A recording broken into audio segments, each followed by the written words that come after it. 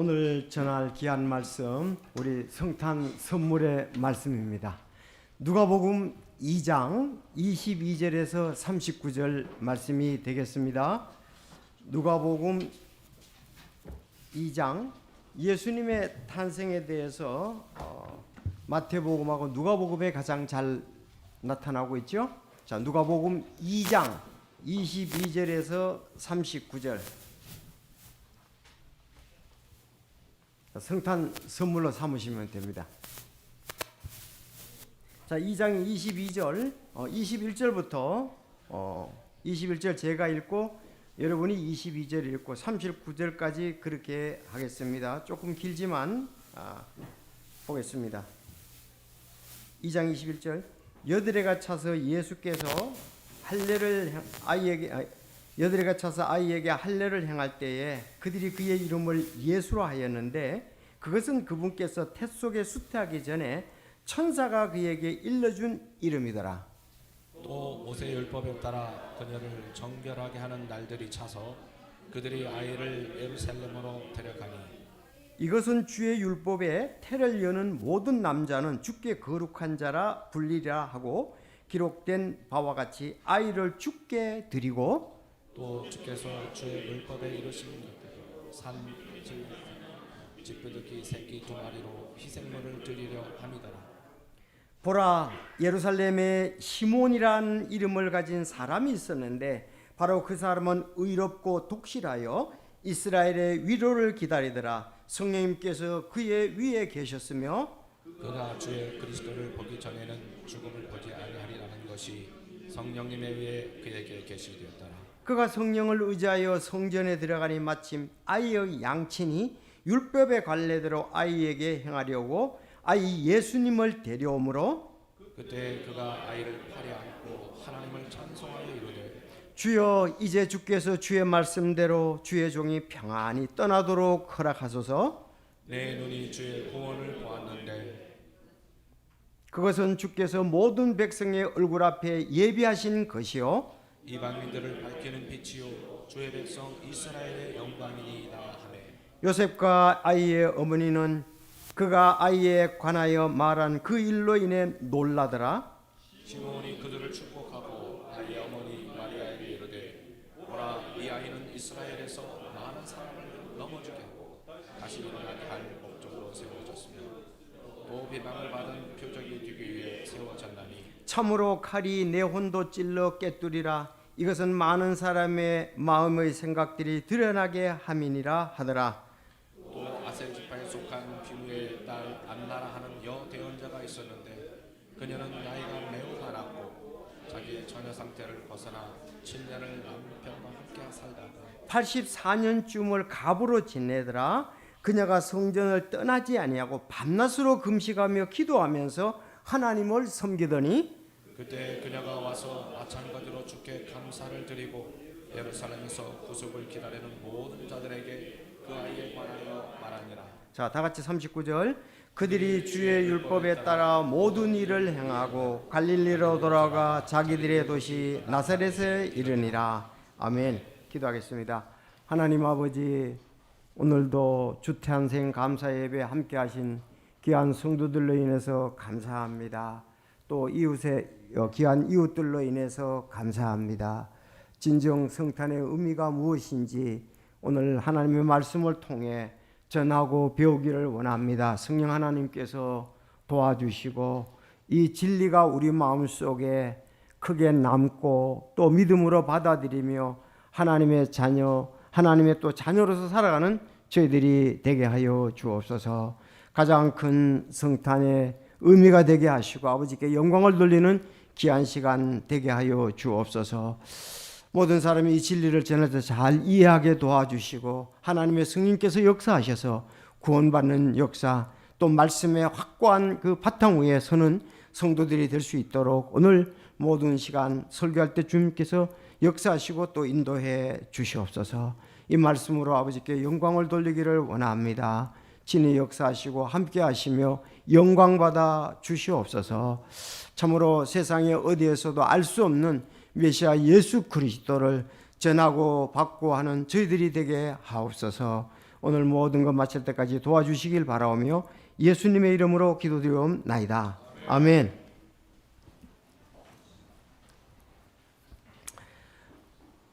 많은 사람이 아는 대로 핸델의 메시아는 예수님의 생애를 이렇게 3부로 나누어 작곡한 것입니다. 제1부는 예수님의 예언과 탄생, 제2부는 예수님의 순환과 속죄, 제3부는 예수님의 부활과 영원한 생명입니다. 다시 말씀드리면은 메시아의 예언과 탄생, 메시아의 순환과 속죄, 메시아의 부활과 영원한 생명입니다. 오늘날에도 할렐루야 합창 대목에서 왕이 기립한 후 청중들이 모두 기립하는 전통으로 이어지고 있는 것이 이 메시아에 대한 찬송입니다. 메시아에 대한 작곡한 그 부분인데, 그래서 거기 내용에 보면 할렐루야 주 우리 하나님 곧 전능하신 이가 통치하시로다. 세상 나라가 우리 주와 그리스도의 나라가 되어 그가 세세토록 왕노들하리다. 그때 왕의 왕, 만주의 주 할렐루야 하고 이렇게 찬양을 드리고 있습니다. 그래서 오늘은 이 메시아의 예언과 탄생에 대해서 좀 말씀을 드리려고 합니다. 메시아의 예언과 탄생에 대해서. 자, 그래서 오늘 제목은 메시아를 만나고 전함. 메시아를 만나고 전함. 그래서 오늘 메시아에 대한 참된 의미, 두 번째는 메시아는 여자의 후손으로 베들레헴에서 탄생을 합니다. 세 번째, 메시아를 만나고 전한 사람, 오늘 특별히 여기 시몬이라는 사람을 보게 되고 안나라는 사람을 보게 됩니다. 시몬에 대해서는 좀 자세히 나왔는데 안나도 동일한 마음과 동일한 믿음을 가졌다고 말씀을 하고 있습니다. 자, 그래서 오늘 우리 예수님의 탄생을 기뻐하면서 세 가지를 좀 전하기를 원합니다. 이 메시아의 참된 의미가 뭐냐? 메시아는 신약에서는 그리스도라는 말과 같습니다. 메시아는 신약에서 그리스도라는 말과 같습니다. 예수님 뒤에 붙는 것이 예수 그리스도 이렇게 되죠. 예수 그리스도 이렇게 우리가 불러지는 것을 성경에서 보게 됩니다. 자, 메시아라는 뜻은 기름 부은 자라는 뜻입니다. 따라합시다. 기름 부은 자. 기름을 부었다. 그렇게 기름 부은 자라는 말씀입니다. 자, 지금 주보에 이 내용에 대해 기름 부은 것에 대해서 메시아에 대해서 잘 나오고 있습니다. 그리스도에 대해서 잘 나오고 있습니다. 유대인들은 왕과 대언자 또 제사장에게 올리브 기름을 부었습니다. 누구에게요? 왕과 제사장과 대언자에게 올리브 기름을 부었습니다. 예를 들면 사무엘은 사울 왕과 다윗 왕에게 기름을 부었죠. 또 제사장 사독은 솔로몬 왕에게 기름을 부었습니다. 제사장 사독이 솔로몬 왕에게 기름을 부었습니다. 자, 모세는 아론과 그의 아들들에게 기름을 붓고 제사장 직무를 하게 하였습니다. 그래서 왕이 기름을 부었다. 왕 될 사람은 기름을 부었고 제사장 될 사람에게 기름을 부었는데 우리 이미 출애굽기 말씀을 통해서 봤죠. 다시 말씀드리면 모세가 아론과 그의 아들들에게 기름을 붓고 제사장 직무를 하게 하였습니다. 자, 세 번째, 대언자 엘리야는 자기 제자 엘리사에게 기름을 부어 대신 대언자가 되게 하였습니다. 바로 이와 같이 왕은 구약에서 기름을 부었습니다. 제사장도 기름을 부었습니다. 대언자도 기름을 부었습니다. 자, 그러면 이제 이게 예수님이 우리가 메시아, 구약에는, 신약에서는 이제 그리스도입니다. 예수님은 대언자셨습니다. 특히 대언자로서 예수님은 마태복음 5장과 7장에 보면은 우리가 산상수훈이라고 얘기하죠. 산에서 말씀을 가르치는. 그래서 예수님은 말씀을 가르치는 대언자시였습니다. 자, 뿐만 아니라 구약의 제사장들은 날마다 자기와 백성들의 제사를 위해서 하나님 앞에 희생물을 드렸습니다. 그렇죠? 여러분, 구약의 제사장들은 뭐 했어요? 자기 죄와 백성들의 죄를 위해서 하나님께 날마다 희생 제물을 드렸습니다. 자, 예수님은 제사장으로서 죄들로 인해 한 희생물로 영원히 드리신 후에 하나님의 오른편에 앉으셨다고 말씀하고 있습니다. 구약의 제사장은 자기를 위해서, 백성들을 위해서 했거든요. 예수님은 자기를 위해서, 바로 온 인류를 위해서 한 희생물을 드리신 것입니다. 단번에 드리심으로 예수 그리스도를 죄를 해결하고 예수님을 영접하면 하나님의 자녀가 되는 귀한 희생물을 몸소 드리셨던 겁니다.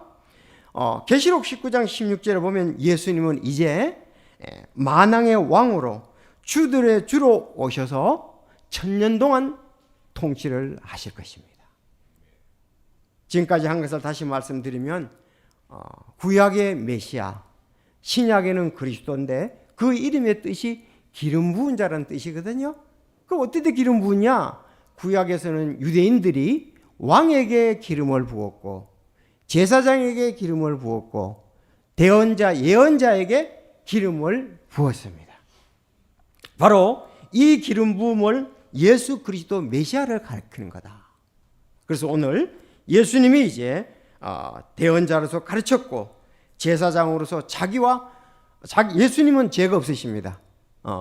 자기 자신을 드림으로 온 세상의 죄인들을 대속해서 온전한 제사장이 되시고 지금 들이신 후에 하나님의 오른편에 앉아 계십니다.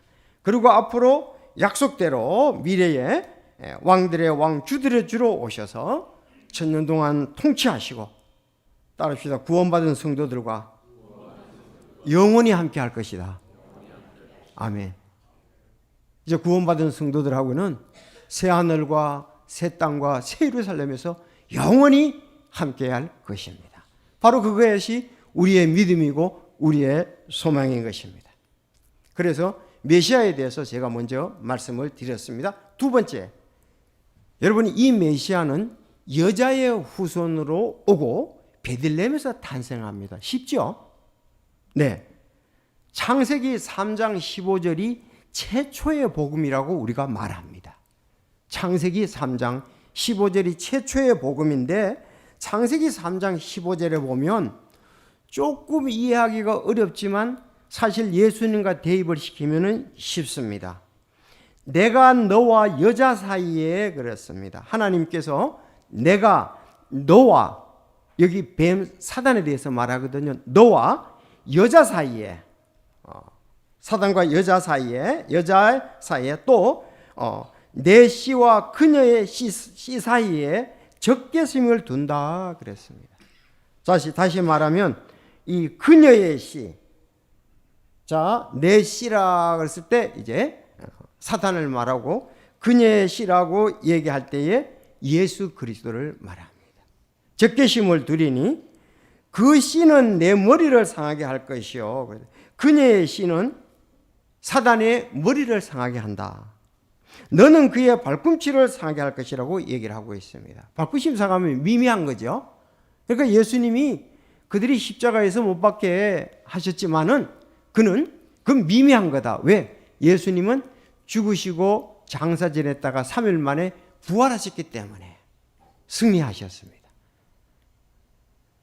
이 말씀이 창세기 3장 15절의 말씀이 갈라디아서 4장 4, 5절에 나타나고 있습니다. 갈라디아서 4장 4, 5절에 보면 그러나 충만한 때가 이르매 하나님께서 자신의 아들을 보내사 여자에게서 나게 하시고, 아까도 그녀의 씨라고 그랬습니다. 그녀의 씨, 여자의 씨라고 그랬고 여기는 여자에게서 나게 하시고 율법 아래에 있게 하셨나니 이것은 율법 아래에 있는 자들을 구속하시고 이스라엘 백성들을 구출하시고 또 우리가 아들로 이방되게 하려 하심이라. 여기 갈라디아 있잖아요. 여러분, 우리 이방인 우리들도 하나님의 아들로 입양이 되었습니다. 예수님께서는 앞으로 율법 아래에 있는 자들을, 이스라엘 백성들을 구출하실 것입니다. 그리고 지금 우리는 하나님의 아들로 입양이 되셨습니다. 왜? 누구를 통해서? 여자를 통해서 그랬습니다. 여자를 통해서. 그래서 메시아는 여자의 후손이라는 겁니다. 따라합시다. 메시아는 여자의 후손. 좀 여자의 후손이라는 말이 조금 이해가 어렵죠? 출생에 대해서 네 가지를 말씀을 드리겠습니다. 출생에 대해서 네 가지를 말씀해 드리겠습니다. 자, 남자와 여자 없이 태어난 사람이 있습니다. 남자와 여자 없이 태어난 사람인데 여러분 잘 아시죠? 누구죠? 아담입니다. 그렇잖아요. 아담은 남자와 여자 없이 태어났습니다. 뭘로? 흙으로 만들어졌습니다. 잘 이해가 되시죠? 두 번째, 남자는 있으나 여자 없이 태어난 사람이 있습니다. 누구죠? 하와의 경우입니다. 하와는 아담의 갈비뼈로 만들어졌습니다. 세 번째, 남자와 여자가 있어 태어남. 이건 가인이고, 처음 사람이 가인이고 지금 우리입니다. 우리는 남자와 여자를 통해서 태어났습니다. 가인과 같이. 자, 마지막, 여자는 있으나 남자 없이 태어난 사람, 바로 예수 그리스도십니다. 예수님은 그녀 안에서 수태된 그것은 성령님으로 말미암았다, 그렇게 말씀했습니다. 그래서 예수님은 여자에게서 탄생했다는 말, 여자에게서 출생했다는 것을 말씀을 여러분들에게 드렸습니다. 여자의 후손이다. 자, 됐죠? 자, 남자 여자 없이 아담은 흙으로 출생을 했고, 남자는 있었으나 여자로 태어난 것은 바로 하와는 아담의 갈비뼈로. 자, 그리고 우리는 남자와 여자가 있어서 태어났는데 바로 가인으로부터 시작. 우리 조상 제일 올라가면 가인입니다. 가인의 우리는 후손이라고 볼 수가 있습니다. 그러나 예수님은 남자 없이 여자를 통해서 태어났는데 바로 예수 그리스도는 여자의 후손이라는 말씀입니다. 자, 이 말씀이 창세기 15장 말씀과 같다. 여자의 후손이다. 여러분, 우리는 전부 뭐의 후손입니까? 전부 남자의 후손이에요. 그렇죠. 예수님만이 여자의 후손입니다. 자, 이사야서 7장 14절에도 말씀합니다. 그러므로 주께서 친히 한 표적을 너희에게 주시니 보라, 처녀가 수태하여 아들을 낳고 그 이름을 임마누엘이라 하리라 그랬습니다. 자, 여자의 후손 처녀에게서 잉태했다 그랬습니다. 누가가 예수님은 처녀를 통해서 태어났다. 오늘 찬송에도 처녀를 통해서 태어났다고 말하는데 그의 이름은 임마누엘, 하나님이시다. 함께 하시는 하나님이시다는 말씀입니다.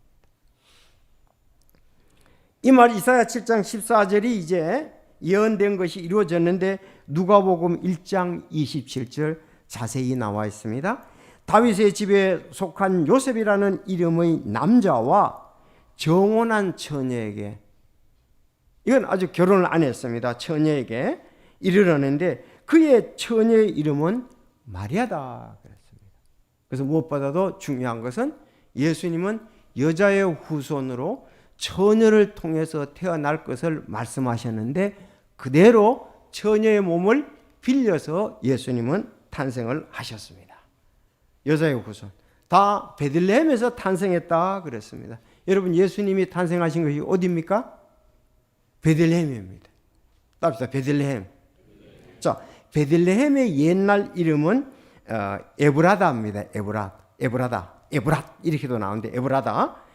미가서 5장 2절에 그러나 너 베들레헴 에브라다야, 내가 유다의 수천 가운데서 작을지라도 이스라엘에서 치리자가 될 자가 내게로 나오니라. 치리자가 나온다 그랬습니다. 그에 나아가면 옛적부터 있어 영원부터 있느니라. 예수님은 알파와 오메가로 계속 있으신 것입니다. 그래서 여기 베들레헴에서 예수님은 탄생을 하셨습니다.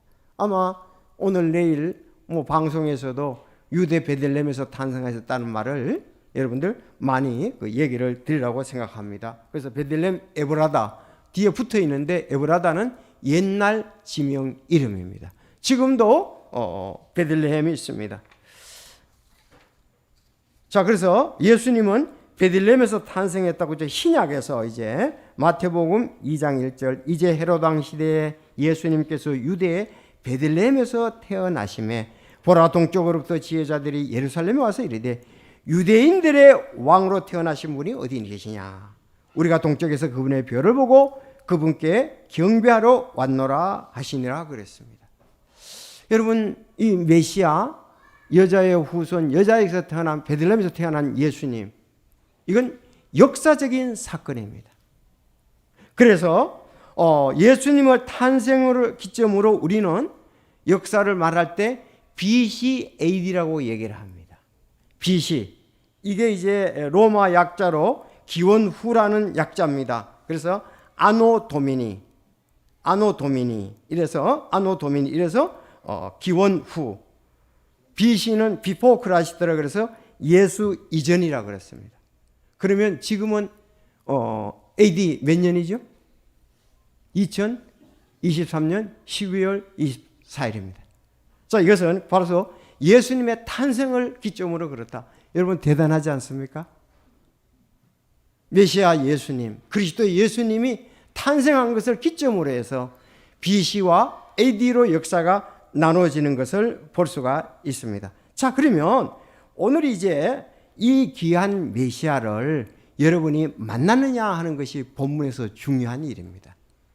자, 메시아의 참된 의미 말씀드렸고, 메시아는 여자의 후손 처녀를 통해서 베들레헴에서 탄생한다고 예언되어 있는데 그대로 맞았습니다.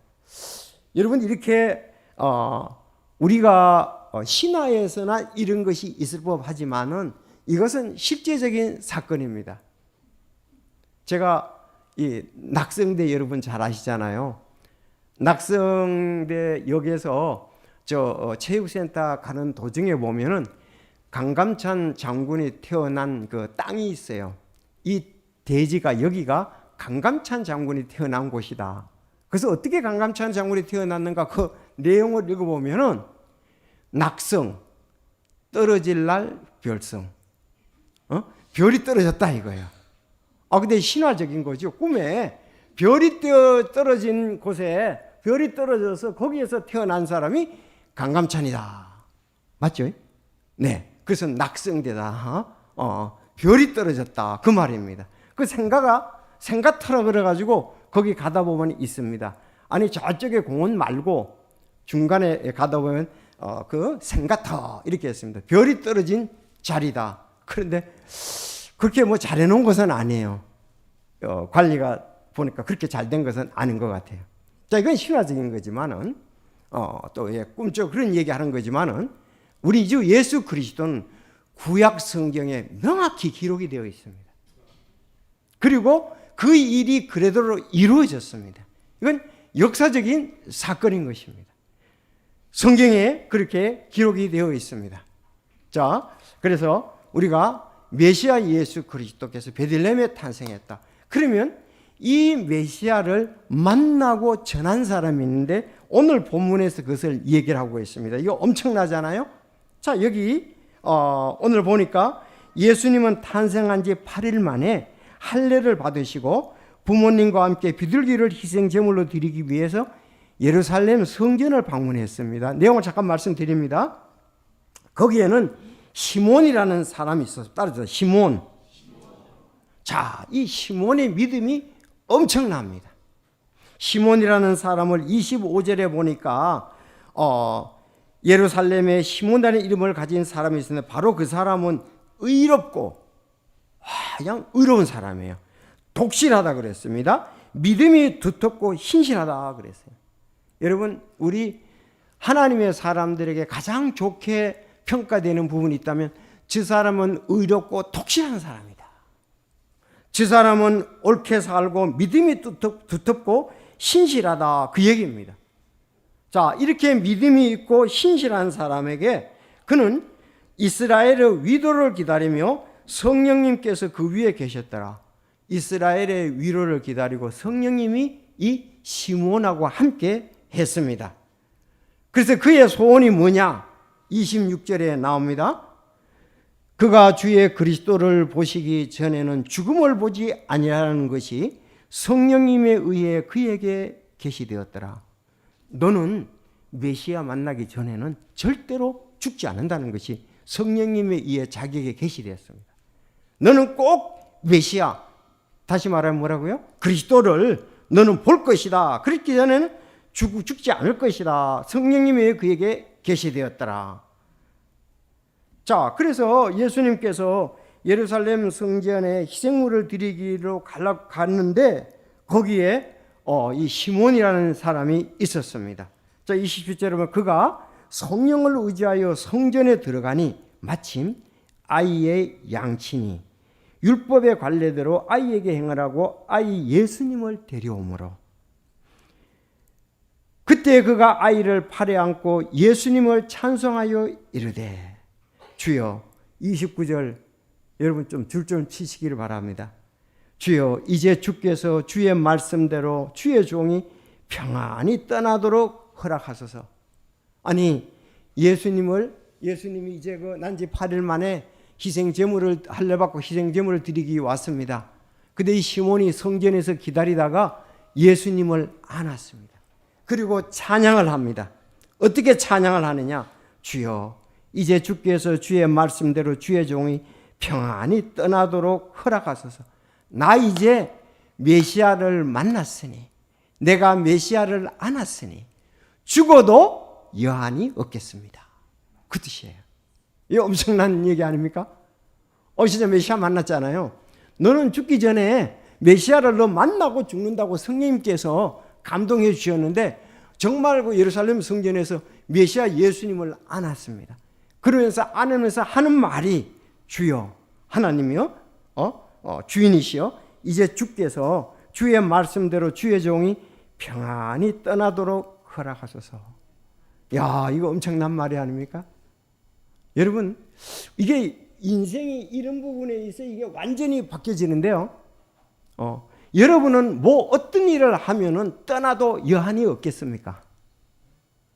이거 어르신들, 여러분들은 무슨 일이 여러분에게 있어지면은 내가 죽어도 여한이 없겠다, 그렇게 말할 수 있겠습니까? 정말 여기 시몬은 대단한 찬양을 하고 있습니다. 내가 메시아를 안았는데 이제 메시아를 만나더니 약속이 이루어졌으니 하나님, 저 데려가도 좋습니다. 그런 찬양을 한 것을 볼 수가 있습니다. 자, 그러면서 계속 찬양하는 내용이 이 내용입니다. 내 눈이 주의 구원을 보았는데, 이제 주님의 구원을 봤다 이거예요. 보았는데 그것은 주께서 모든 백성 앞에 예비하신 것이요 이방인을 밝히는 빛이요 주의 백성 이스라엘의 영광이니라. 바로 예수님은 이방인을 밝히는 빛입니다. 우리가 예수님을 믿게 될 때 예수님이 내 마음에 이제 오셔야 되잖아요. 빛으로 오십니다. 그러면서 내가 죄인인 것을 빛으로 밝혀주십니다. 그럼 우리는 죄인인 우리들이 예수님 앞에 굴복을 하지요. 주님, 제가 죄인입니다. 예수님이 바로 내 죄를 위해서 십자가에 대신 달려 돌아가셨습니다. 그리고 묻히셨다가 3일 만에 부활하셨습니다. 제가 그것을 받아들입니다 할 때 우리는 빛이신 예수 그리스도의 구원을 받아들이는 것입니다. 바로 이렇게 시몬이 자기는 죽어도 여한이 없다고 얘기를 하면서 이제 모든 이방인들이 믿으면은 예수 그대를 받아들이면, 빛으로 받아들이면 구원을 얻는다고 여기서 만나고 간증을 하고 있습니다. 그리고 이스라엘 백성들은 어떻습니까? 주의 백성 이스라엘의 영광이다 그랬습니다. 주는 만왕의 왕, 많은 주의 주입니다. 정말 그 영광의, 이제는 이스라엘 백성들이 결국은 지금 메시아를 갖다가서 인정을 하고 그들은 이제 영광된 자리에 천년왕국에 그들이 갔을 때 7년 대화할 때 예수님을 메시아로 지금은 거부하고 있거든요. 앞으로 받아들이고 영광에 가리라고 생각을 합니다. 자, 따라합시다. 이방을 밝히는 빛. 이스라엘 백성들의 영광.